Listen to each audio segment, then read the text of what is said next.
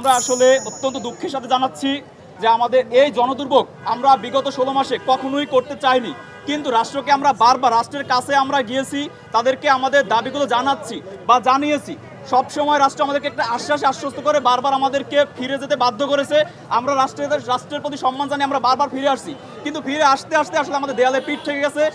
আমরা আর পিছনে যেতে পারছি না। আমাদের শিক্ষার্থীদের আকুতি মিনতি যদি আপনারা একটু শুনেন, তাহলে আপনাদের চোখ থেকে আমি আশা করি পানি না এসে পারবে না।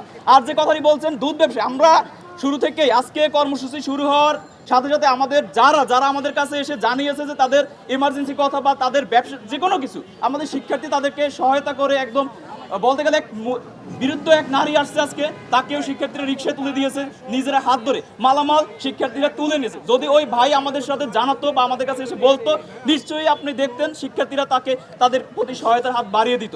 এটি আসলে আমরা বলবো, তারপরে আমরা দুঃখ প্রকাশ করছি এসবের।